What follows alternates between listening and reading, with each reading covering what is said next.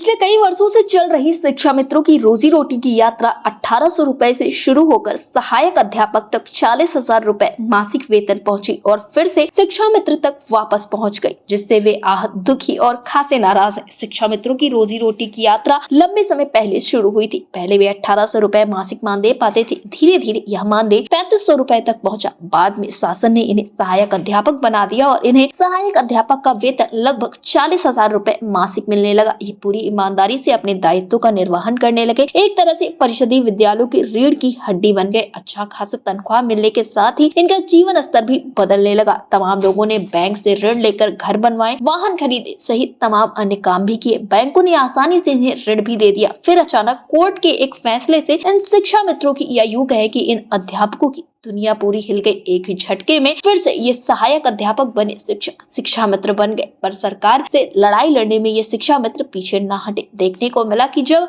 इनका समायोजन रद्द हुआ तो उस दौरान संगठन बनाया गया। संगठन आगे आए और अपनी लड़ाई को लड़ना शुरू किया। आपको बता दें, लगभग 1.5 लाख शिक्षा मित्र अब भी संघर्ष कर रहे हैं, तमाम कष्ट झेल रहे हैं, मानसिक यातनाएं झेल रहे हैं। 40,000 वेतन से हटकर वे 10,000 के मानदेय पर पहुंच गए हैं और शिक्षा मित्र विधायक, सांसद सहित न्यायालय तक फरियाद लगा चुके हैं। फिलहाल उनकी फरियाद अनसुनी है। अब वे पूरी तरह आक्रोशित भी नजर आ रहे हैं और यहाँ पर नई नई रणनीतियां भी बनाई जा रही हैं। कभी देखने को मिलता है कि शिक्षा मित्र ज्ञापन पत्र लेकर पहुंच जाते हैं अधिकारियों के पास, मंत्रियों के पास, तो कभी देखने को मिलता है कि शिक्षा मित्र संगठन धरना प्रदर्शन करने राजधानी लखनऊ पहुंच जाते हैं। लगातार इनके द्वारा अपने गम और गुस्से का इजहार किया जा रहा है। वोट के जरिए भी इन्होंने अपनी ताकत दिखाने की कोशिश की, लेकिन इन सारी चीजों से सरकार की आंखें नम हुई। आपको बता दें, एक तरफ जहां उत्तर प्रदेश के तमाम शिक्षा मित्र हैं, तो वहीं दूसरी तरफ उत्तर प्रदेश सरकार की तमाम वादे भी हैं। आपको याद होगा मुख्यमंत्री योगी आदित्यनाथ का वो वादा जब उन्होंने शिक्षा मित्रों का अपना परिवार बताया था, इन सभी शिक्षा मित्रों को अपने भाई बहन बताए थे। और वहीं पर प्रधानमंत्री नरेंद्र मोदी वाराणसी में ये कहते हुए नजर आए थे कि उत्तर प्रदेश के शिक्षा मित्र हमारा परिवार है, हम इनकी जिम्मेदारी उठाएंगे। लेकिन उन सारी चीजों को भी वक्त बीत चुके हैं। अभी तक उत्तर प्रदेश के शिक्षा मित्रों के लिए कुछ बेहतर नहीं हो पाया है। एक तरफ उत्तर प्रदेश के शिक्षा मित्र बार बार शासन प्रशासन से गुहार लगा रहे हैं, तो वहीं दूसरी तरफ देखने को मिल रहा है कि उत्तर प्रदेश के शिक्षा मित्र आंसू भी बहा रहे। 24 वर्षों से अपनी बदहाली के लिए ये परेशान शिक्षा मित्र यही कहते हुए नजर आते हैं कि अब तो प्रदेश के मुख्यमंत्री योगी आदित्यनाथ इनकी बातों को सुन ले। फिलहाल इस न्याय की लड़ाई में शिक्षा मित्र दोराहे पर आ चुके हैं और इनका यही कहना है, सपने थे सब खाक हो गए हैं और अब पानी की तलब थी